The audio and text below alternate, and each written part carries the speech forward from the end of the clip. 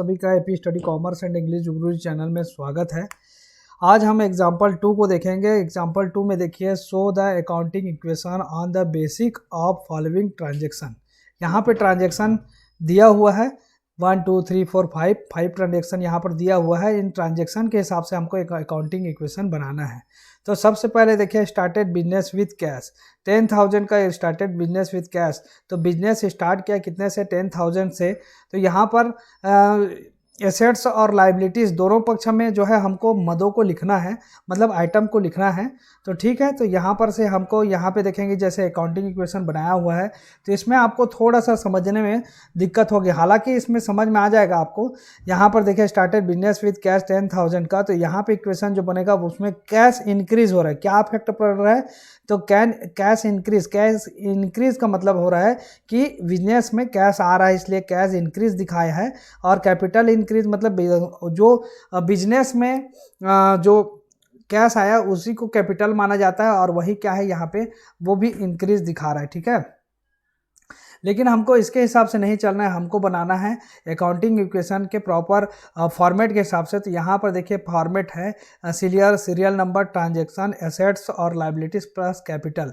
तो यहाँ पर हमको क्या करना है, पहला जो है started business with cash. Started business with cash, तो कैश लेकर के आया बिजनेसमैन कैश लेके आया, इसलिए एसेट्स पक्ष में हम कैश करके लिख देंगे 10,000। इसके पीछे थ्योरी को आपको समझना जरूरी है। क्या होता है, अगर हम बिजनेस करेंगे तो बिजनेस स्टार्ट करते समय बिजनेसमैन बिजनेस के लिए कैपिटल लाता है। कैपिटल मतलब कैपिटल इन्वेस्ट करता है। तो कैपिटल इन्वेस्ट करता है तो कैपिटल जो किस किस फॉर्म में होगा, तो एक तो होगा कैश के फॉर्म में, या तो होगा गुड्स के फॉर्म में होगा, या फिर आपके एसेट्स के रूप में होंगे। एसेट्स मतलब आपके जो मशीन है, फर्नीचर है, अलमीरा है, इस प्रकार से और बहुत सारे जो एसेट्स हैं उनके फॉर्म में होगा। तो उनका जो है हम क्या करते हैं, उनकी राशि को यहाँ पर हमको ऐड करना पड़ता है, यहाँ पे लिखना पड़ता है, अमाउंट को वहाँ पे लिखना पड़ता है। ठीक है, और जितना भी उसका बिजनेस करते समय जो भी कैश से, गुड्स से, फर्नीचर से, मशीन से, इस प्रकार से जितने भी आइटम से वो बिजनेस स्टार्ट करता है, उन सारे आइटम के जो अमाउंट है उन सब को जोड़ करके हम कैपिटल के रूप में उसको लिख देते हैं। तो यहाँ पर केवल जो लेकर के आ रहा है वो है कैश लेकर के आ रहा है बिजनेस में, इसलिए कैश जो है कितना का है 10,000 का, उसी को हम कैपिटल के रूप में भी लिखेंगे 10,000 के रूप में। ठीक, सेकेंड जो हो जाएगा परचेज गुड्स फ्रॉम कैश। यहाँ पर से हम लेंगे इसको second goods, purchase goods for cash. तो हमारे पास ये क्या हो रहा है कि गुड्स मतलब माल हमने खरीदा, फॉर कैश मतलब है नगद में। तो कैश में माल खरीदे हैं, माल परचेज किए हैं, तो यहाँ पर क्या होगा, माल आया व्यापार में, माल क्या हो रहा है बिजनेस में आ रहा है, तो हम क्या लिखेंगे यहाँ पे प्लस करके, कैश के साथ साथ गुड्स आया, एसेट्स के रूप में गुड्स आ गया, तो गुड्स को लिख दिए। फिर यहाँ पर क्या हो जाएगा, 10,000 में से 2,000 को क्या कर देंगे, माइनस कर देंगे।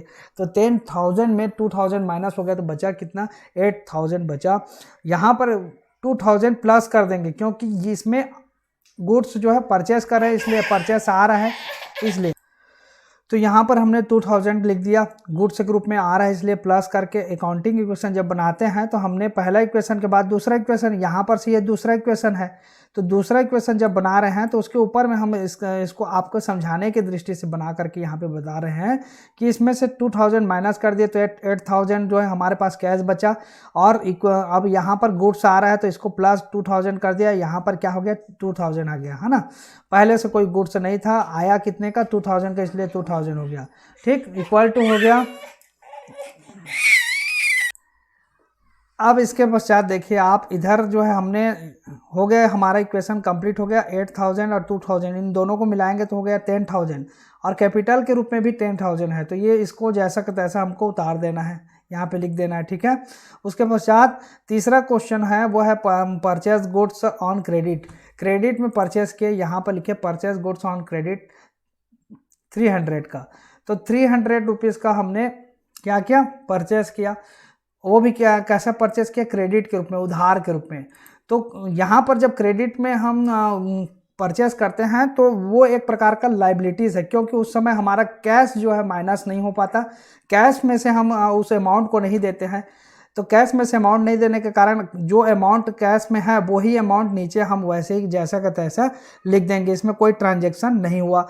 लेकिन दूसरा जो है गुड्स में ट्रांजेक्शन हुआ। कैसा ट्रांजेक्शन हुआ? क्योंकि परचेज गुड्स ऑन क्रेडिट, मतलब परचेज किए तो परचेज कितने का किए 3000 का, तो 3000 का हमारे पास गुड्स और आया, तो 2000 का पहले से था और अभी 3000 का, तो दोनों को मिला दिए तो कितना हो गया 5000 का गुड्स हमारे पास आ गया। ठीक है, ये इक्वेशन बना। फिर उसके बाद हम क्या करेंगे, ये जो है क्रेडिट में लिए हैं, तो क्रेडिट में लिए मतलब जो भी दिया है जो बिजनेसमैन है उसको हम क्या मानते हैं, क्रेडिट में देने वाले को क्रेडिटर माना जाता है। तो क्रेडिट में देने वाले को क्रेडिटर मानते हैं, इसलिए हम यहाँ पर क्या लिखेंगे, क्रेडिटर। क्रेडिटर क्योंकि इसको भविष्य में हमको पैसा देना पड़ेगा, इसको भविष्य में हमको कैश देना पड़ेगा, इसलिए ये क्रेडिटर है, ये कभी ना कभी ये हमसे कैश लेगा, इसलिए तो ये क्रेडिटर को हम क्या कर दिए, लिख दिए प्लस 3000 करके लिख दिया और यहाँ पर 3000 यहाँ पे लिख दिए, और जबकि हमारा कैपिटल जितना है उतना ही रहेगा। ठीक है, नेक्स्ट क्वेश्चन क्या है, उसमें नेक्स्ट ट्रांजेक्शन है पर पेड रेंट कितना का, 1000 का रेंट पेड किया, पेड रेंट लिखा है 1000 का। तो यहाँ पर रेंट जब पेड कर रहे हैं, तो रेंट पेड कर रहे हैं तो क्या होगा, उसमें से कैपिटल माइनस होगा और हमारा जो अमाउंट है वो भी माइनस होगा। ट्रांजैक्शन किस में होगा, अगर रेंट पेड कर रहे हैं तो रेंट पेड करेंगे तो हमारा ट्रांजैक्शन होगा कैश में, कैश में से 1000 माइनस हो जाएगा क्योंकि कैश में से ही रेंट पेड किया जाएगा। जनरली आप देखेंगे तो कैश में ही हम रेंट पेड करते हैं। ठीक है, तो रेंट का हमने पेड किया, रेंट मतलब किराया हमने पेड किया। 8000 हमारे पास कैश था पहले से, 1000 रुपये हमने उसमें से दे दिया, 1000 दिया तो हमारे पास 7000 बचा। ठीक है, और ये जो गुड्स है वो जैसा का तैसा ही रहेगा, इसमें कोई ट्रांजैक्शन नहीं होगा, तो 5000 हम यहाँ पर ऐसे ही लिख देंगे। उसके बाद 3000 रुपये जो हमारा क्रेडिटर का है वो भी वैसे ही रहेगा। यहाँ पर और ट्रांजैक्शन होगा जो कि लाइबिलिटीज़ पक्ष में होगा, लाइबिलिटीज़ पक्ष के कैपिटल में, क्योंकि यहाँ पर अगर कैश में से माइनस होगा तो आपको ध्यान में रखना है कैपिटल में से भी उतनी राशि को आपको माइनस करना पड़ेगा। कैश में प्लस करेंगे अगर कोई भी चीज़ को, तो कैपिटल में भी उतनी राशि को हमको क्या करना पड़ेगा, प्लस करना पड़ेगा। ये कैसे करना है इसको आगे मैं आपको बताऊंगा। ठीक है, तो अभी आपको याद रखना है रेंट पेड कर रहे हैं, तो रेंट पेड कर रहे हैं तो क्या हो रहा है, यहाँ पर हमको रेंट पेड करते समय ये ध्यान रखना है कि हमारे पास किसी प्रकार का कोई अन्य अदर आइटम हमारे बिजनेस में नहीं आ रहा है, केवल हमारे बिजनेस से अमाउंट जा रहा है, कैश जा रहा है, उसके बदले में कुछ, जैसे हम यहाँ पर परचेज किए तो हमारे पास क्या आया, गुड्स आया और हमारे पास से कैश गया। लेकिन यहाँ पर क्या हो रहा है, रेंट पेड कर रहे हैं तो हमारे पास केवल कैश जा रहा है, वहाँ पर किसी प्रकार का कोई सामान या कोई गुड्स वुड्स वगैरह नहीं आ रहा है, कोई आइटम नहीं आ रहा है। ठीक है, तो हमारे पास से 1000 रुपये माइनस हो गया हमारे कैश में से, तो ये हो गया 7000। उसी प्रकार ये 5000 जैसा हो वैसा लिख देंगे ये। ठीक, उसके बाद यहाँ पर भी क्रेडिटर का जितना उतना लिख देंगे।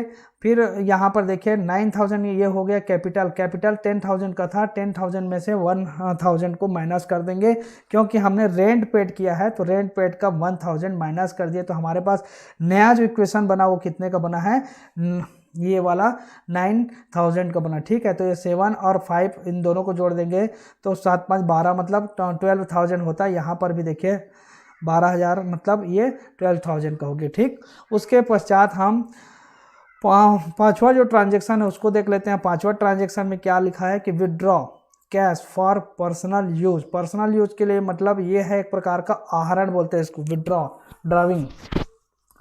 तो पर्सनल यूज के लिए हमने जो है व्यापार से मतलब बिजनेस से जो है अमाउंट आहरण किया, मतलब विड्रॉ किया, तो वहाँ पर हमारे पास कैश कितना था, 7,000 था। 7,000 में 500 को माइनस कर देंगे तो अमाउंट आ जाएगा 6,500 यहाँ पर। ठीक, जैसा रेंट में हमने यहाँ पर माइनस किया कैश में से तो कैपिटल में से माइनस करना पड़ा, उसी प्रकार यहाँ पे जो विड्रॉल कर रहे हैं पर्सनल यूज के लिए तो अमाउंट को जैसे माइनस कर रहे हैं उसी प्रकार हम कैपिटल में से भी माइनस करेंगे, क्योंकि इतने रुपये से इतनी जो अमाउंट है उससे जो है हमारा कैपिटल भी कम हो जाएगा, कैश के साथ साथ क्या कम हो जाएगा, कैपिटल भी कम हो जाएगा। ठीक है, तो यहाँ पर हमारा हो गया 6,500 मतलब 6,500 और यहाँ पर 5,000 हो गया और यहाँ पे 300 हो गया और यहाँ पे क्या हो गया, ये 8,500 हो गया। अगर एक इक्वेशन को हम दोनों को योग करेंगे, टोटल करेंगे तो हमारा हो जाएगा 11,500, यहाँ पर भी ये भी हो जाएगा क्या 11,500, मतलब अगर दोनों साइड का अगर सही है, दोनों साइड का योग टोटल जो है सही आ रहा है, तो यहाँ पर इक्वेशन का जो अमाउंट है वो भी मैच करेगा, और ये मैच करना ही जरूरी है क्योंकि assets equal to liabilities plus capital होता है। इसलिए ये जो क्वेश्चन है इसी प्रकार का बनेगा। ये देख लीजिए, आप स्क्रीनशॉट ले करके आप जो है इस क्वेश्चन को सॉल्व करके आप देख सकते हैं। ठीक है, ये यहाँ पर जो बताया हुआ है अकाउंटिंग इक्वेशन का, यहाँ पे उसको विस्तार रूप में दिखाया कि ट्रांजैक्शन क्या क्या है, उसमें इफेक्ट का क्या क्या पड़ रहे हैं, और उसके हिसाब से फिर अकाउंटिंग इक्वेशन बनाया गया है। ठीक है, तो इसमें आपको अगर समझ में नहीं आएगा तो उसके माध्यम से भी आप समझ सकते हैं। क्लियर है?